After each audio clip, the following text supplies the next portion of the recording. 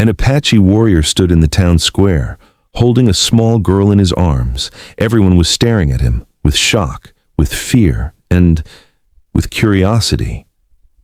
"Who is this child?" someone asked, "and why did you bring her here?" The Apache man, Takoda, took a deep breath. "Because," he said, his voice trembling, "my wife asked this of me with her dying breath." And the story he told that day was the most painful, most beautiful, most touching story the town had ever heard. So who was this child? And why did a dying woman ask this of her husband? To understand this, we need to go back to that winter, and Ayeira's final days. Hello, my dear friend. I am Ricardo Rodriguez, the narrator of Dreams and Destinies. Before we begin, I invite you to subscribe to our channel and tell me which city you're watching from. A big hug, and enjoy the story. Takoda and Ayeira were childhood sweethearts. They had grown up in the same Apache tribe. Takoda was a strong warrior. Ayeira, on the other hand, was one of the tribe's wisest women. She knew healing, she knew plants, and most importantly, she had a very big heart. They married when she was 18. They lived in a small teepee. They were happy. They had a simple but peaceful life. But they had no children. Years had passed. Ayeira wanted it so much. "One day," she would say, "I'll be able to give a mother's love." Takoda would comfort her. "You're already a mother," he would say. "You look after all the children in the tribe." And it was true. Ayeira loved the tribe's children, told them stories, and healed them when they were hurt. But still, she longed for her own child. The winter of 1895 was harsh. There was cold, there was snow, and there was disease. An illness brought by the white man, measles. It was very dangerous for the Apache people because they had no immunity. Ayeira worked day and night caring for sick children. She did everything she could to heal them, brought down their fevers, gave them medicine, gave them hope, and she saved many children. But she couldn't protect herself. In January, Ayeira fell ill. At first it was mild, fever, cough, fatigue. But then it got worse. Takoda tried everything. The shaman came, prayers were said, medicines were given, but the disease was too powerful. It was mid-February. Snow was falling. The teepee was cold, but Takoda never let the fire go out. Ayeira lay in bed. She had become very thin. She was struggling to breathe, but her eyes were still bright. Takoda sat beside her, holding her hand. "Takoda," Ayeira said quietly. "Yes, my love," Takoda said. "Do you know what I'm most sad about?" "What?" "I never became a mother," Ayeira said, her eyes wet. "No child ever called me mother." Takoda's heart broke. "You're like a mother to many children. They all love you." Ayeira nodded. "I know, but I wish one of them could truly call me mother." Takoda couldn't say anything. He just held her hand tightly. The next day, Ayeira got worse. Her breathing had become difficult. Her speech had weakened. Takoda knew she didn't have much time left. "Takoda," Ayeira said, her voice a whisper, "I need to tell you something." "Tell me, my love." "I'm listening." "A year ago, I went to town to get medical supplies." Takoda was surprised. "Yes, I remember." "There. I saw a girl, a little girl, maybe 6 or 7 years old. She was alone, sitting on the street in dirty clothes, and she was crying." Takoda listened carefully. "I went up to her," Ayeira said. "I asked, 'Why are you crying?' She looked at me. She had big blue eyes. 'My mother died,' she said, 'and no one wants me.'" Ayeira's voice broke. I asked her name. "Sarah," she said. "My name is Sarah Miller." Takoda slowly nodded. "So what did you do?" "I gave her some bread. I stroked her hair, and I said, 'Don't worry, everything will be fine.' But it wasn't, because I left, and I left her behind."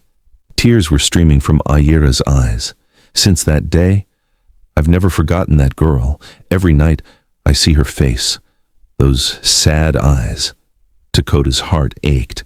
Ayeira, Takoda, Ayeira said, her voice more determined. I'm going to ask something of you, and this will be my last wish. I'll do anything, Takoda said. Whatever you want. Ayeira looked into his eyes. Go to that girl, to Sarah, find her, and look after her. Do what I couldn't do. Be a family to her. Takoda froze. But she's a white child. The town doesn't even want me. How can I know it's difficult, Ayeira said, but please, for me, that girl is like the daughter I couldn't have. Give her a chance. Takoda cried silently. I promise, he finally said. I'll go. I'll find her, and I'll look after her. Ayeira smiled. For the first time in days, she looked peaceful. Thank you, she said. You're the best husband, and you'll be the best father. That night, Ayeira died in Takoda's arms, peacefully, smiling, and Takoda had made a promise. A week after the funeral, Takoda prepared his horse.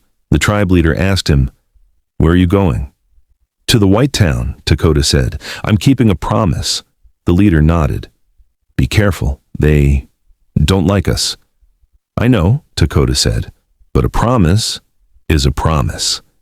And he set off toward town. When Takoda arrived in town, everyone stared at him. Strange looks, suspicious looks, but Takoda didn't care. First, he went to the church. He asked the priest, I'm looking for a girl named Sarah Miller, an orphan child. Where can I find her? The priest looked at him suspiciously. Why are you looking for her? Because I need to help her. The priest hesitated, then pointed. The old laundry house, she works there. But she's only 7 years old. No one adopted her. She lives by working. Takoda's heart sank. A 7-year-old child was working. Alone. Thank you, he said, and went to the laundry house. The laundry house was small, filled with steam, and in the corner, standing at a large basin, was a small girl. Her hair was blonde but dirty. Her face was pale. Her hands were red from hot water, and her eyes were tired. Sarah? Takoda said softly. The girl looked up. She was scared. Yes? My name is Takoda. I need to talk to you. Sarah backed away. I didn't do anything. I know, Takoda said. I didn't come to hurt you. I just want to talk to you. Sarah looked at him with those big blue eyes, the eyes Ayeira had described. A year ago, Takoda said, my wife saw you on the street, crying. You told her your name, Sarah Miller. Sarah's eyes filled. I remember. That woman gave me bread. She was very kind. Yes, Takoda said. That was my wife, Ayeira, and she died a week ago. Sarah's face saddened. I'm so sorry. Thank you, Takoda said. But before she died, she asked something of me, to find you and to look after you. Sarah was shocked. Look after me? Yes, Takoda said. If you want, you can come with me. I'll protect you. I'll give you a home. You won't be alone. Sarah couldn't believe it. But you're Apache. I'm white. Whatever people think, Takoda said firmly, you're a child. And you shouldn't be alone. My wife wanted you and I promised her. Sarah began to cry quietly. Why? Why would someone do this for me? Takoda knelt down, got to Sarah's level. Because, he said softly, everyone deserves love. Race, language, color don't matter. You're a child, and children should be protected. Sarah looked at him with those big, teary eyes, and then slowly nodded. Okay, she said. I'll come with you. When Takoda took Sarah and left the laundry house, a crowd had formed. Townspeople were watching them. What are you doing? Someone shouted. You can't take that child, said another. Takoda stopped. He took Sarah beside him and turned to the crowd. Listen, he said loudly. My name is Takoda. I'm Apache, and this little girl is now my responsibility. But you're Apache, someone shouted. She's a white child. Yes, Takoda said calmly. She's a white child, and I'm Apache. but we're both human, and this child is alone, without family, and I will be a family to her." The crowd fell silent.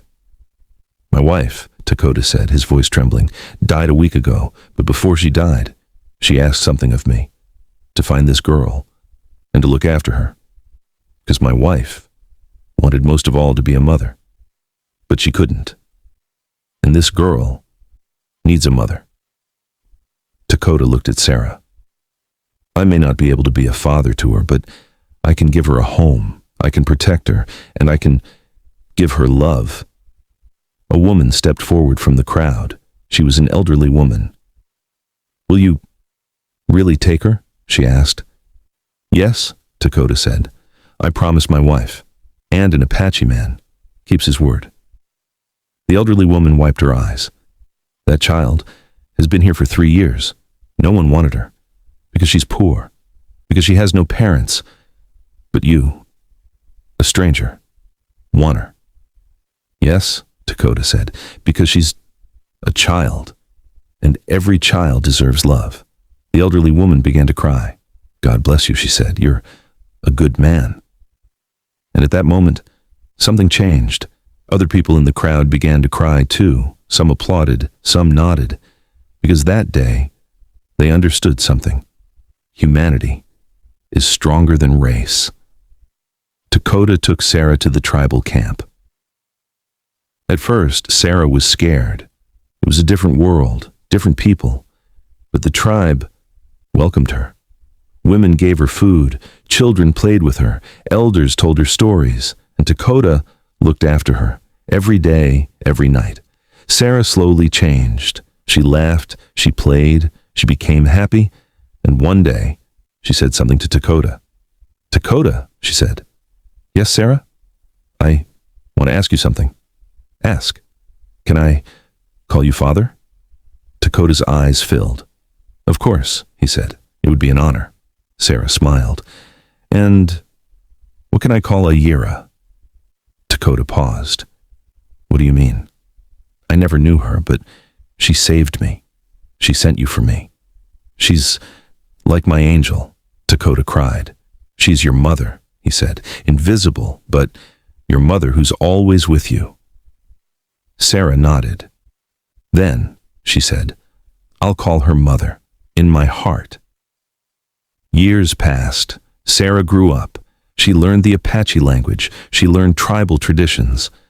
But at the same time, she didn't forget the white world either. And one day, when she became a young woman, she said something to Takoda. "Father," she said, "I'm a bridge between two worlds, Apache and white, and this is because of Ayeira." Takoda smiled. Yes, she always wanted this, for two worlds to live in peace. Sarah went to Ayeira's grave, left flowers, and whispered, "Thank you, Mother, for saving me, for giving me a family. I never knew you, but I will always love you."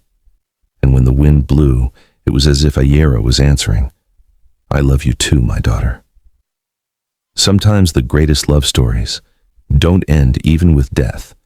Ayeira left this world, but her love continued to live in Sarah, in Takoda, and in everyone around them. This story reminds us that love knows no boundaries. Race, language, culture, none of them are stronger than love. And sometimes the dying words of someone can change many people's lives. If this story touched you, please like and comment. In the next video, I'll tell you another unforgettable story. See you soon.